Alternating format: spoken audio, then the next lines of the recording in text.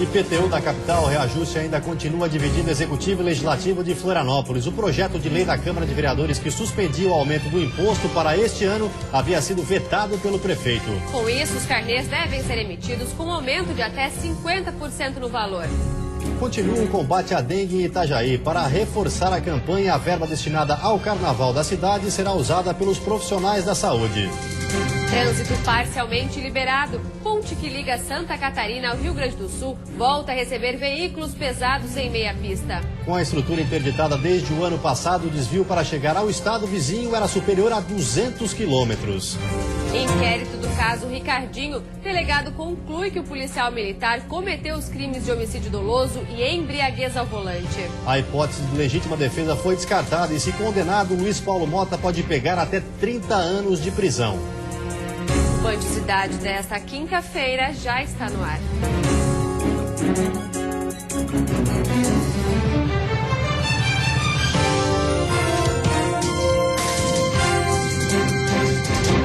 Olá, boa noite. Boa noite. Foi liberada parcialmente hoje a ponte que liga Palmitos, no oeste do estado, a Irani, no Rio Grande do Sul. A estrutura foi interditada no ano passado. Para chegar ao estado vizinho, os motoristas precisavam fazer um desvio de aproximadamente 200 quilômetros. A ponte sobre o Rio Uruguai, que liga Palmitos, no oeste do estado, e Iraí, no Rio Grande do Sul, foi liberada em meia pista para caminhões e sem restrição de peso. E deve ficar assim até que as obras sejam finalizadas. A Brasília Chapecó, inclusive impactando o trânsito, principalmente na Avenida Leopoldo Sander, na cidade de Chapecó. E isso vai deixar de ocorrer justamente com a liberação desse trecho. Esse empresário está aliviado. A frota de caminhões da empresa dele precisava fazer 200 quilômetros a mais quando a ponte estava interditada. O desvio gerava mensalmente à empresa um prejuízo de R$10 mil. Essa situação que nós estamos vivendo aí na rodovia é muito complicada. Nós não podemos nem mais andar. Nós estamos ali há 40 anos aí, o governo não resolveu duplicar a rodovia, não fizeram nada e só consertando buraco. Então, para nós transportadores é muito difícil, né? Cristiano é caminhoneiro e, além dos transtornos, ele relata que precisava pegar uma outra rodovia bastante danificada. Agora, ele espera diminuir os prejuízos e também os riscos da viagem. Queria antes fazer todo o desvio por Sarandi, então isso vai economizar uma volta de mais de 100 quilômetros, né? Então vamos ganhar em tempo e em economia no geral. Em novembro de 2013, foram feitas vistorias pelo Departamento Nacional de Infraestrutura, que constatou que a ponte balançava mais do que o normal. Mas foi em junho de 2014 que a estrutura precisou ser interditada. A ponte é a principal ligação entre os municípios do Alto Uruguai com o estado de Santa Catarina. A estrutura deverá continuar passando por reformas. O prazo de conclusão ainda não foi divulgado pelo DENIT. A situação de algumas rodovias de Santa Catarina é preocupante. Muito dos estragos na pista se devem ao excesso de peso dos veículos de carga. É verdade, os flagrantes são frequentes. Hoje, mais um foi registrado pela Polícia Rodoviária Federal, no sul do estado. O caminhão carregado com arroz estava com 3,5 toneladas acima do permitido. A multa, nesses casos, é proporcional ao peso excedente. O excesso de carga é um dos fatores que contribui para a deterioração do asfalto e, além disso, coloca em risco a segurança do próprio caminhoneiro e de quem transita pela rodovia. O próprio fabricante já está indicando que o sistema de freios, o sistema de suspensão, ele é fabricado por uma determinada situação de peso, de modo que quando o transportador acaba excedendo esses limites, ele também coloca em risco a segurança do trânsito, já que o veículo não é fabricado para transportar este excesso. O objetivo agora é buscar uma parceria com o Ministério Público Federal para que as punições às empresas que forem reincidentes em casos de excesso de peso sejam ainda mais severas do que as previstas no Código Brasileiro de Trânsito. No caso do caminhão flagrado hoje, a multa deve chegar a R$1.000 e o veículo só pode seguir viagem depois que regularizar a situação. É um trabalho de rotina da Polícia Rodoviária Federal, ele vai continuar, a gente tende a programar algumas operações específicas, um trabalho que será realizado ao longo do tempo, mas ordinariamente, diariamente, a fiscalização ocorre. Mudança na programação, nada de carnaval. Em Itajaí, o recurso que seria utilizado para a realização da festa será destinado agora ao programa de combate à dengue. O repasse vai ser de R$400 mil. A decisão foi tomada depois que o 23º caso de dengue foi confirmado em Itajaí. 22 pacientes contraíram a doença dentro do município, no bairro São Vicente, o mais infestado pelo mosquito. O dinheiro repassado à Secretaria de Saúde faz parte da verba que seria destinada ao carnaval, mas o evento já tinha sido cancelado devido a um problema na prestação de contas da festa do ano passado. Esses R$400 mil serão direcionados numa campanha, no envolvimento de toda a sociedade.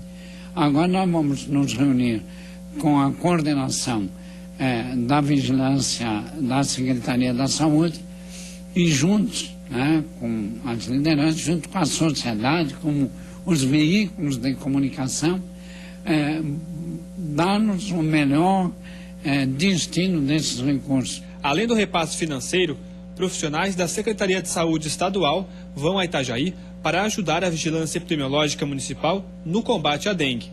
Um carro com pulverizador de inseticida também vai ser utilizado para exterminar o mosquito adulto. A Prefeitura ainda estuda a possibilidade de abrir um processo seletivo para a contratação de agentes temporários, que possam reforçar a equipe que faz visitas de casa em casa.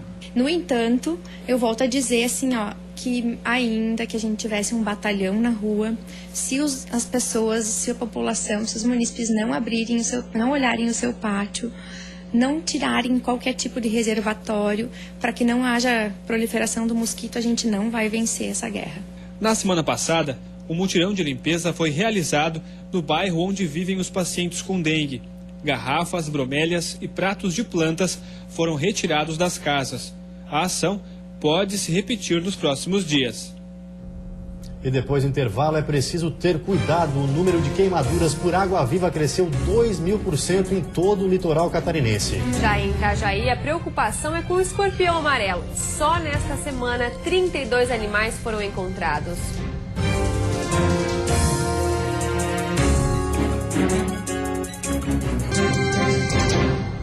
Em todo o litoral catarinense, principalmente na Grande Florianópolis, as águas-vivas estão trazendo preocupação aos banhistas. O número de queimaduras aumentou mais de 2.000% nessa temporada de verão. Por isso, turistas e também moradores precisam ter cuidado redobrado ao entrar no mar.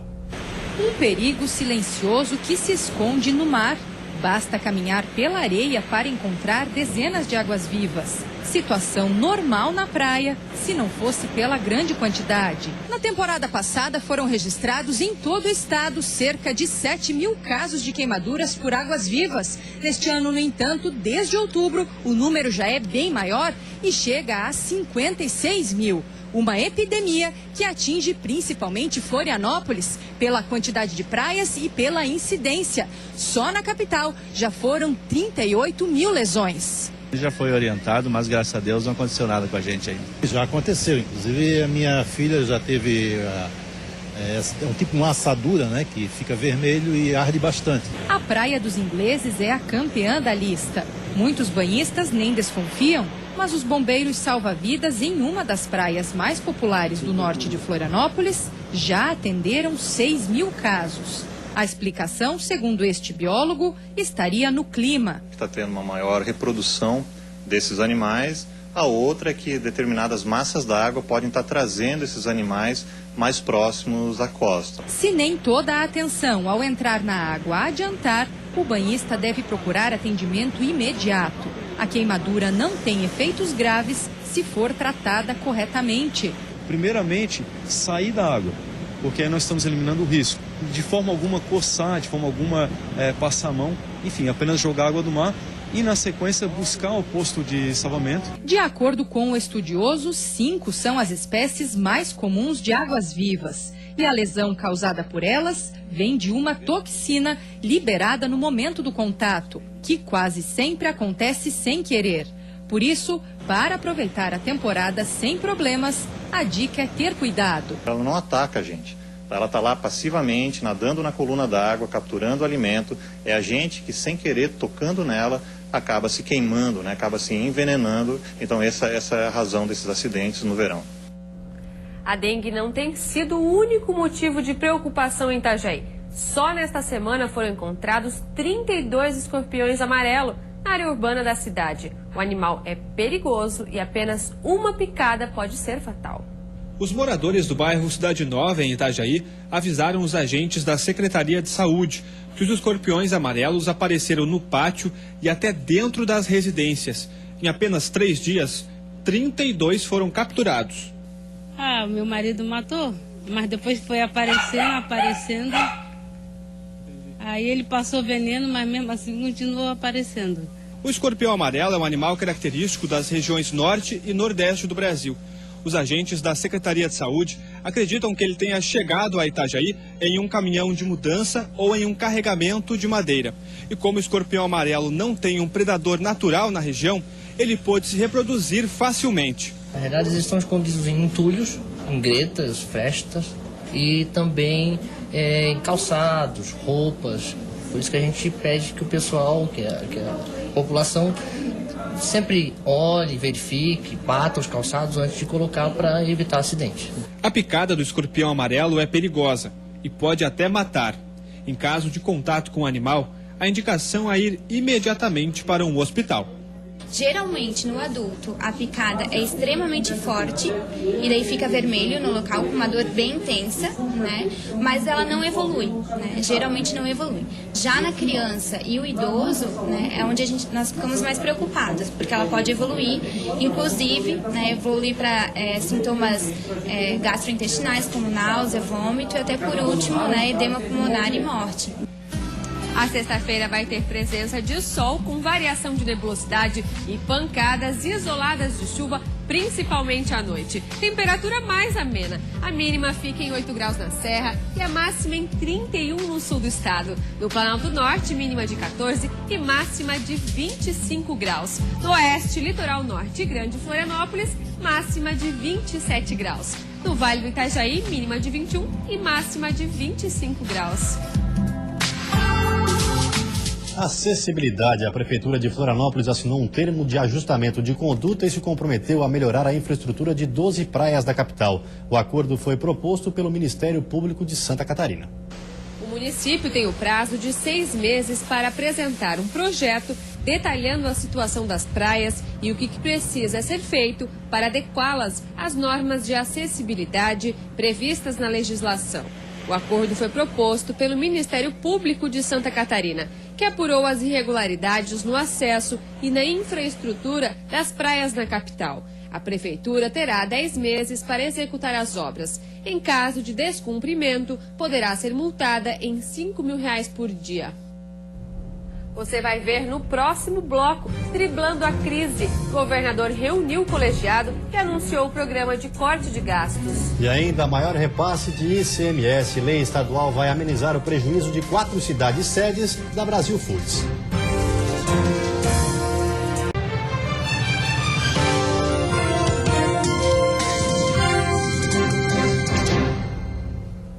Depois da polêmica envolvendo a queda de repasse do ICMS a 4 cidades sedes da Brasil Foods, uma lei estadual deve amenizar o prejuízo desses municípios.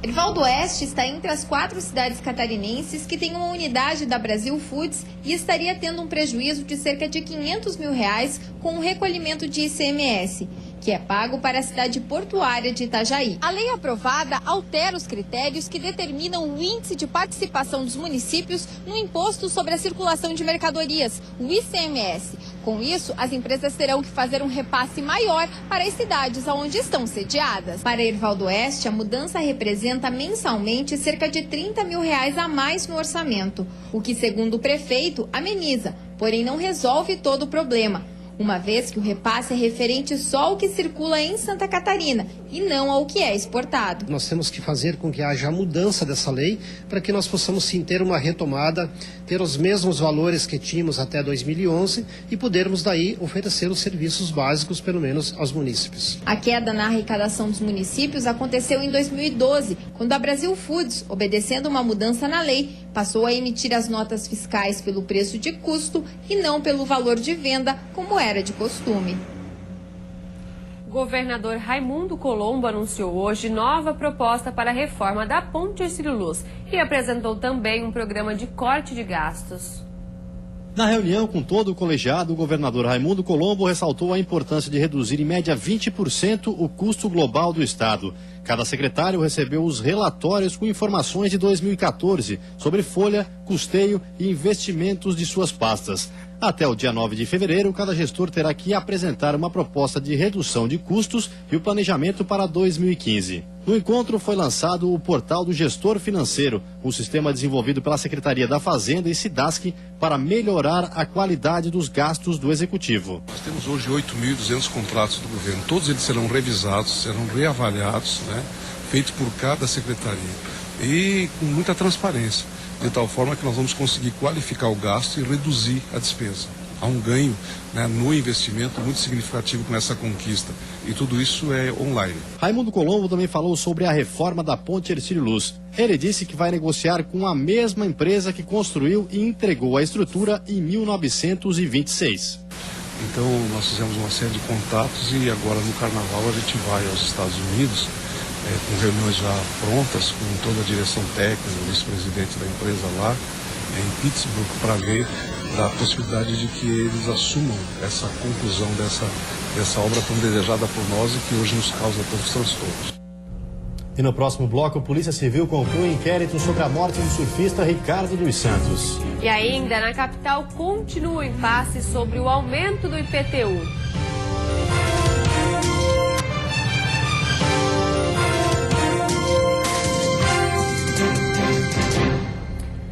Foi concluído na tarde de hoje o inquérito sobre a morte do surfista Ricardo dos Santos. O policial acusado do crime deve responder por homicídio duplamente qualificado e pode pegar até 30 anos de prisão.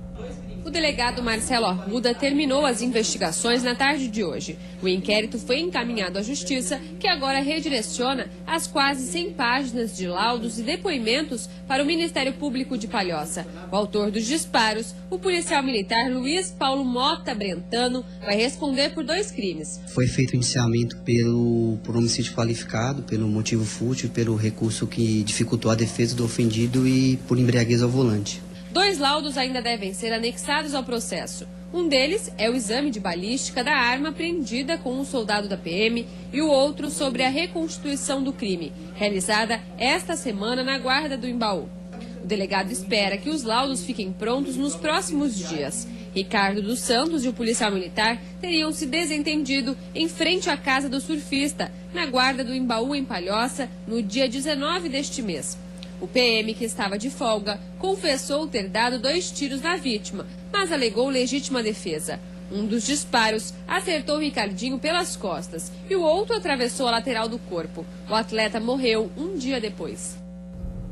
Continua o impasse em torno do IPTU de Florianópolis. Entidades prometem pressionar os vereadores para que os valores não sejam reajustados este ano. Mas a prefeitura já imprimiu os carnês com aumento de até 50%. As entidades do setor imobiliário, serviços e da construção civil não estão satisfeitas com o veto do prefeito César Souza Júnior. Ele barrou o projeto de lei da Câmara de Vereadores que derrubava o reajuste do IPTU e do ITBI, imposto sobre transmissão de bens e imóveis. O presidente do Sinduscom afirma que o sindicato é contrário ao acréscimo, porque não está claro quais são as áreas da cidade que deverão sofrer com maior reajuste. O que nós estamos procurando, e é um direito de qualquer contribuinte, é saber os patamares, ou seja, os percentuais até 50%. E que imóveis serão atingidos, no caso, com 50%, com 5%, com 10%. Já a prefeitura garante que tudo foi bem avaliado. Em alguns locais, o aumento pode chegar a 50%, mas em outros, muitos moradores terão até o valor do imposto reduzido. Além disso, haverá a implantação do IPTU social para mais de 50 mil imóveis. Existem casos de redução, como foi feita uma nova atualização, tem a situação naqueles bairros em que ocorreu uma desvalorização, ou imóveis pontuais, também o IPTU social, então nem todos vão receber o aumento. O secretário municipal da Fazenda lembra que os valores não eram reajustados há 17 anos e que estão apenas cumprindo uma decisão judicial. Ele garante que a atualização é necessária para que a Prefeitura consiga arcar com suas despesas e investimentos. Esse incremento de receita é vital para que a gente possa viabilizar as ações, especialmente em saúde e educação. E também da própria estrutura do serviço público, como, por exemplo, a implementação do plano de cargos e salários, que nós já encaminhamos à Câmara. A novela com o IPTU da capital é antiga. A revisão da planta genérica de valores e o reajuste foram aprovados em 2013. Mas já naquela época, as entidades se manifestaram contra o aumento e ajuizaram uma ação direta de inconstitucionalidade. O caso foi julgado pelo Tribunal de Justiça, que estabeleceu um limite de 50% para o reajuste e não mais de até... Os carnês de IPTU da capital devem começar a ser entregues no próximo mês e em março vence a cota única. E vamos agora conferir como está o trânsito aqui na capital. Você confere imagens das pontes que ligam ilha e continente. Movimento bastante intenso para quem segue em direção à região continental. Neste momento faz 24 graus em Florianópolis. E você fica agora com o Jornal da Band. Uma ótima noite a todos e até amanhã. Boa noite.